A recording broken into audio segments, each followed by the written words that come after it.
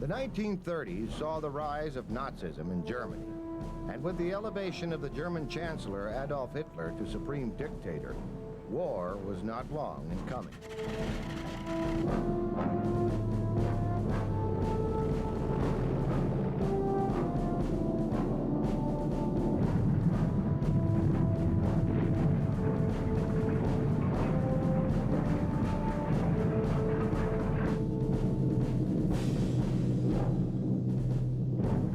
Of September 1st, 1939, Hitler's forces invaded Poland.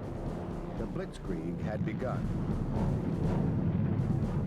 Nazi panzers were on the move. Crack Wehrmacht divisions, along with overwhelming air power, soon decided the issue of who was going to rule Europe, at least for the short term. Polish forces were pulverized by the mechanized might of the German juggernaut. This was the first war in history where deliberate terrorization of civilians was carried out as a matter of policy.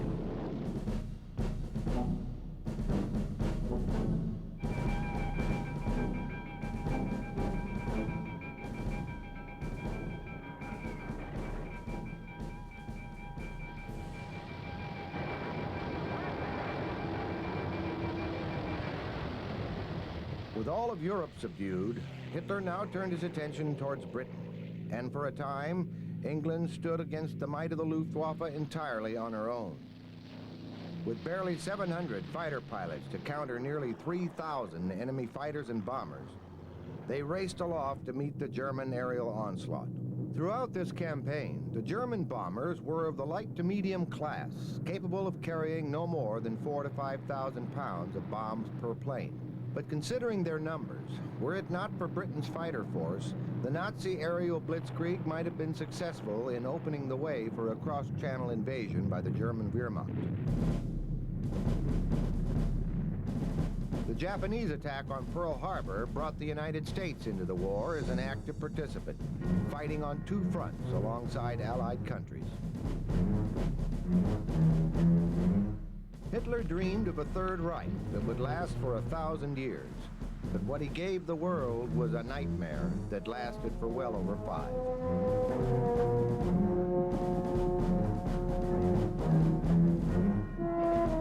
The war caught the United States woefully unprepared, and it took months to get the army up to strength, not only in manpower but the necessary hardware to fight.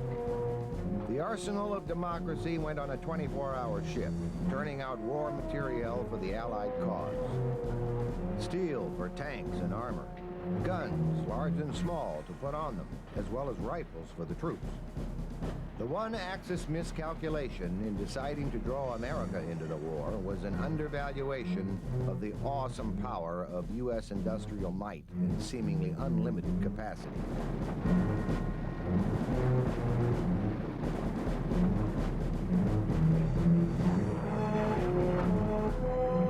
Fortunately for the U.S. Air Forces of the time, the 1930s saw the implementation of a bomber program that produced the XB-15, a prototype heavy bomber that would result, within a few months of the onset of war, in the famous B-17, the ship that would bear most of the brunt of the bombing campaign in the skies over Germany. Flying by the hundreds from English bases, the U.S. 8th Army Air Force used these ships to lay waste to most of the German Reich. With the Americans in B-17s by day and the English at night in their Lancasters, German transportation systems and war factories were pummeled into rubble. In the Pacific, the U.S. was plagued by a lack of a long-range bomber to carry the war directly to the Japanese homeland. Bases in Russia could not be used because they were only at war with the Nazis, not the Japanese. Chinese bases were out of the question, at least temporarily, because most of the country was already overrun by the Japanese.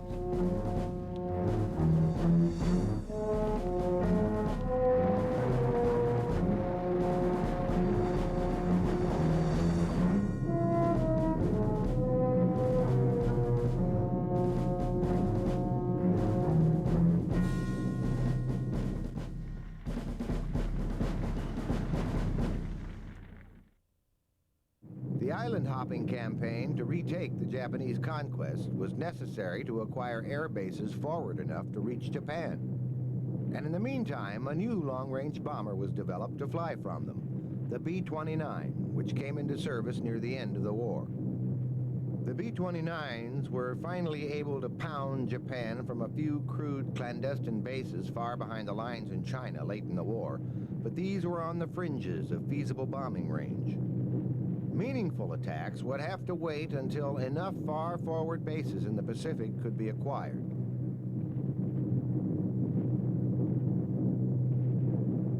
The B-29 was a big ship and capable of carrying more than twice the load of a B-17, but it was still far from a truly intercontinental bomber.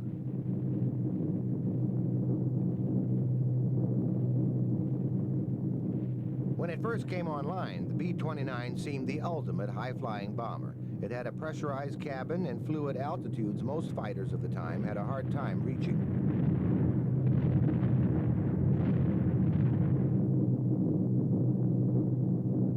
This B-29, the Enola Gay, carried the ultimate horror weapon of World War II, the atom bomb, which it dropped on Hiroshima and Nagasaki.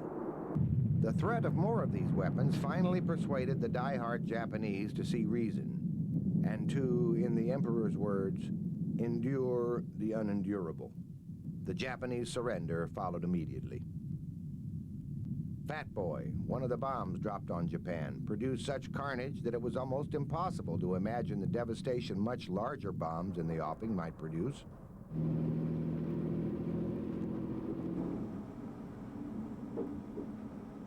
A thermonuclear hydrogen bomb needed a large plane, one that could reach any country in the world, deliver its cargo, and then have enough fuel to get back home, or at least to reach a friendly base. The B-36 was to be just such an aircraft. The origin of the ship can be traced back to the early days of 1941, at a time when it seemed that Britain might fall to a German invasion, depriving the USA of any European allies in case of war, and in particular, leaving the Army Air Corps without any bases outside the Western Hemisphere. Consequently, the Air Corps felt that it would need a truly intercontinental bomber with unprecedented range, one that could bomb targets in Europe from bases inside the continental USA. Clearly, the brand new, still on the drawing board B-29 was not going to be capable of that.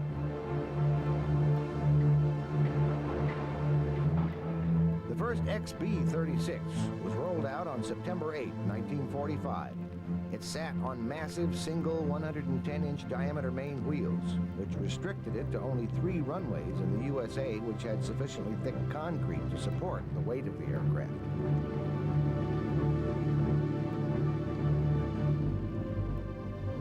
Six engines were each to drive a 19-foot 3-bladed Curtiss propeller in pusher configuration.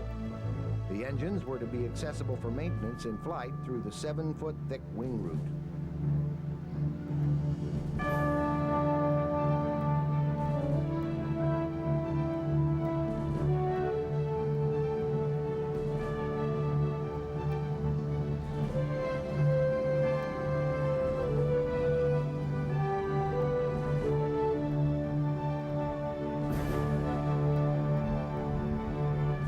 The first XB flew on its maiden flight on August 8, 1946, remaining in the air for 37 minutes. It was the heaviest and largest land plane ever to fly up to that time. However, there were problems with the wing flap actuating system. Engine cooling was poor, and turbulent airflow off the wings caused propeller vibration, which adversely affected the wing structure. The aircraft's overall performance fell below the original expectations. The range was too short, and the speed was too low. 6 fuel tanks with a capacity of 21,000 U.S. gallons were incorporated into the wing. The 163-foot fuselage had 4 separate bomb bays with a maximum capacity of 42,000 pounds.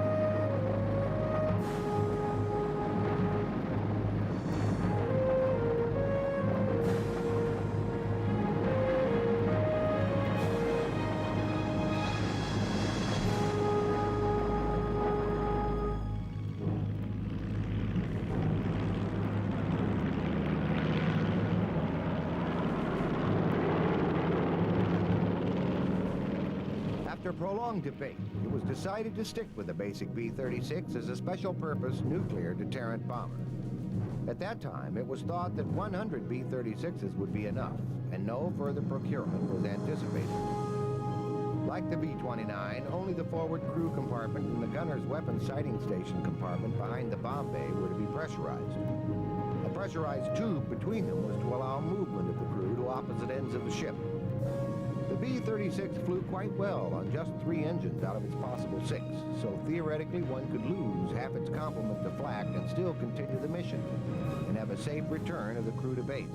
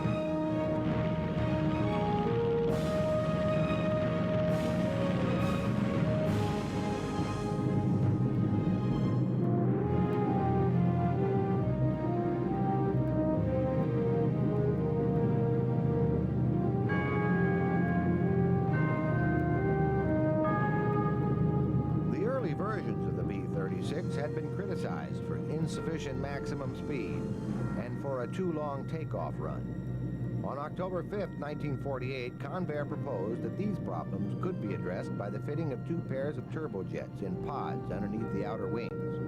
These turbojets would be used for takeoff and for short bursts of speed during the bombing run, and would only have a minimal effect on the range.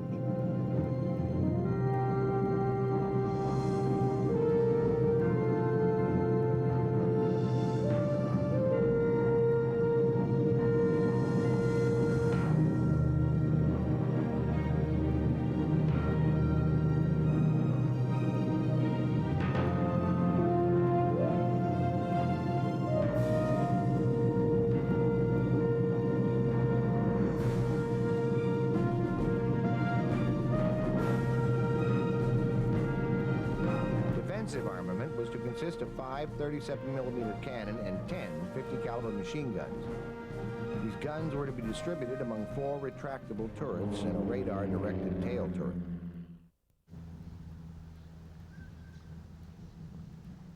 A 25-inch diameter, 80-foot-long pressurized tube ran along inside the bomb bays to connect the forward crew compartment to the rear gunner's compartment. Crewmen would use a wheeled trolley to slide back and forth.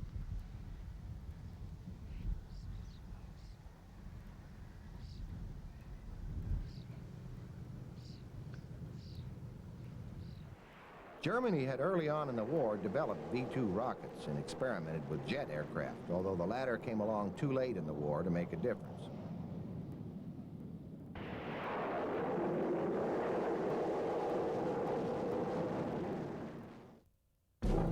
Air Force planners had a whole new situation on their hands with the onset of the Cold War.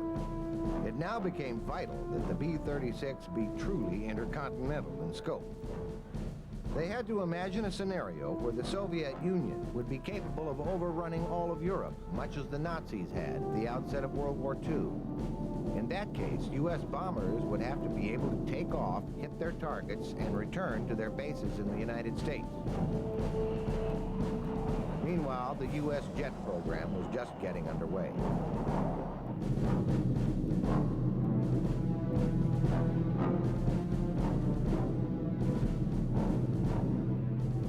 Consisted of 15.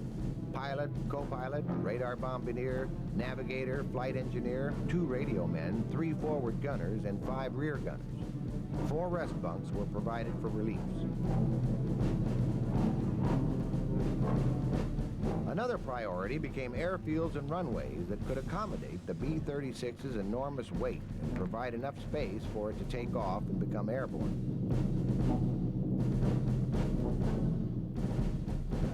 The war in Korea brought home to the Americans the immediate dangers of the Cold War. The U.S. Air Force was instrumental in helping in the fight against North Korean aggression. While the new American jet fighters went into action, the B-36 maintained the guard against the Soviets making any direct incursion. Having China come in was bad enough. B-36s could stay at their bases on guard against any Soviet move. This was the time that the Strategic Air Command developed its famed readiness. Crews trained constantly for the event everyone hoped would never come about.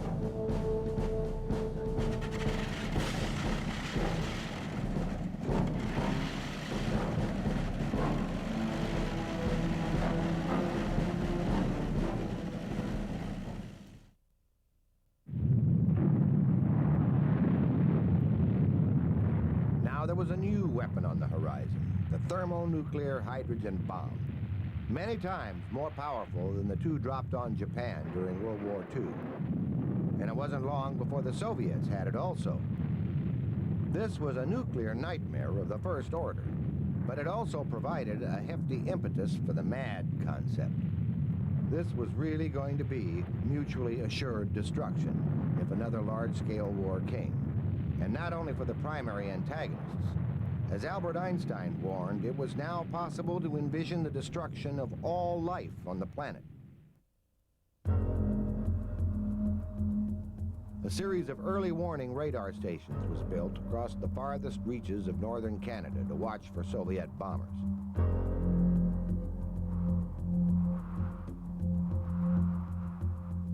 Inside the North American Air Defense Command, or NORAD, deep inside a mountain in the western U.S., plans were developed for any number of contingencies, including that of an accidental touch-off of World War III.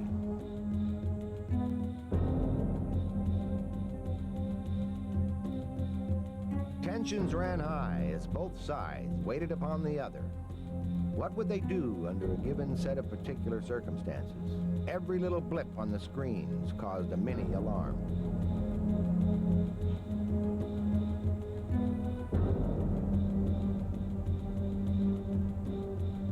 The West had bases and early warning setups all around the world.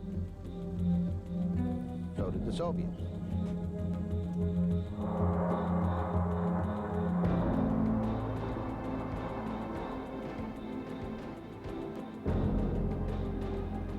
Hotlines were set up by both sides in order to communicate with each other and with commanders in the field at the highest level to avoid an accidental startup of a nuclear conflict.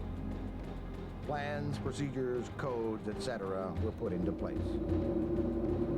Means were available to contact everyone involved at once to verify possible orders coming down the pike.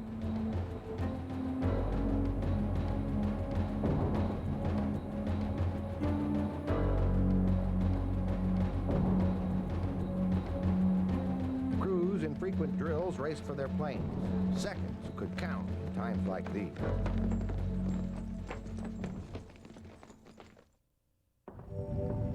The B-36 was the subject of a lot of criticism. It had been accused of being as slow as the old B-24 Liberator of World War II and far more vulnerable. It had been claimed that even under the most favorable conditions, it would take up to 12 hours to get a B-36 aircraft ready for flight. Still, the aircraft was capable of very long-distance flights.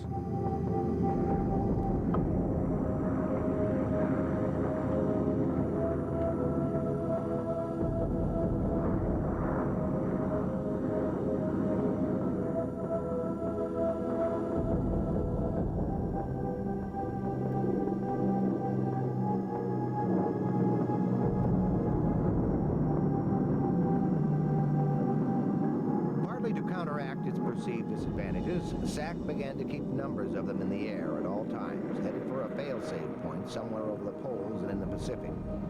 The fail-safe point would be almost, but not quite, within range of the Soviets' early warning stations. This was to be a policy kept in place when the newer jet-powered B-47 and B-52s came online. The whole process was well documented in the popular motion picture Dr. Strangelove, a few years later into the jet era.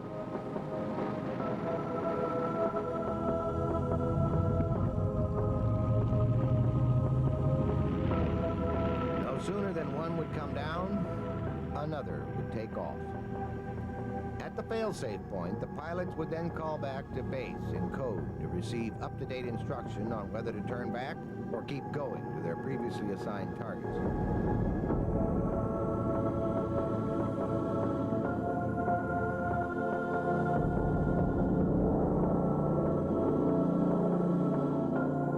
To offset its slow speed of 303 miles an hour, Convair put into place its earlier proposal for fitting out the B-36 with turbojet pods on outer underwing hardpoints that shortened its takeoff time and boosted its in-flight speed to 435 miles an hour. Not all of them received this expensive modification because by the time it came, the B-52 was on the drawing board, destined shortly to replace the aging B-36.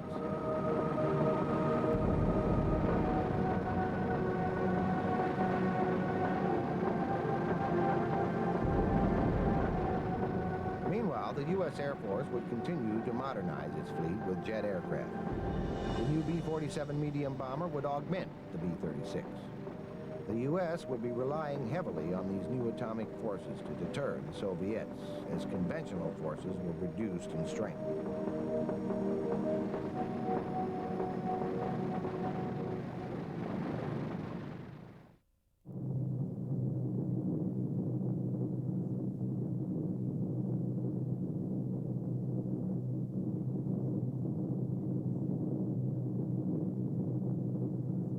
It is truly difficult to imagine the colossal size of the B-36 until you can see human figures next to it.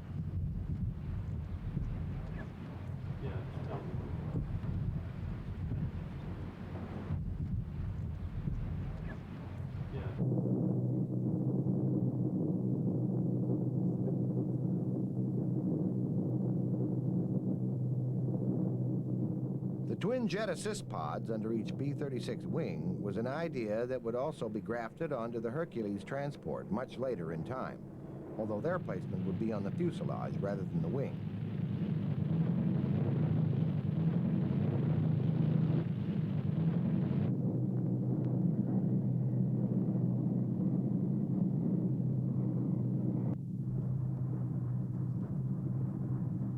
Here, one can see the inboard trolley system in use for moving to opposite ends of the aircraft, as well as the tight, cramped quarters of the relief bunks.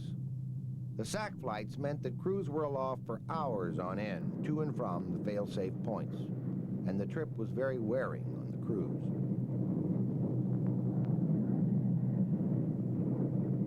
Each crew dreaded the day they might have to open their bomb bay doors and drop their lethal cargoes on a target.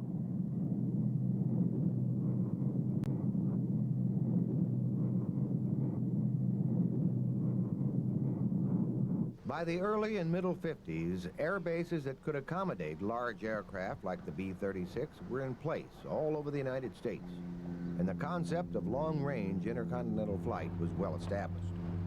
The B-36 back in 1949 had established a distance record without refueling of almost 10,000 miles. Using the polar route to targets in the Soviet Union, this assured the aircraft of having enough fuel to make it back to friendly territory.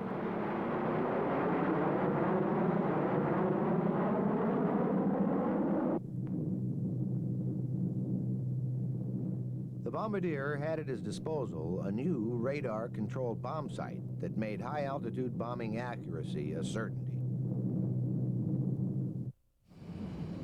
Another interesting variant of the B-36 was the FICON, or fighter conveyor. This project was an early 1950s attempt to extend the range of fighter and reconnaissance jets by having them operate as parasites from B-36 bombers. A modified F-84E Thunderjet carried a hook on the upper nose ahead of its cockpit. During flight operations, the F-84E was to fly up underneath the B-36 and use its hook to engage a slot in the cradle. The F-84 would then be flown close to the target, where it would be released on its reconnaissance mission. It would then be recovered and fly home attached to the bomber. The old B-36, designed in the waning days of World War II, was to serve America's air power interests well, right up until the time it was replaced by the B-52.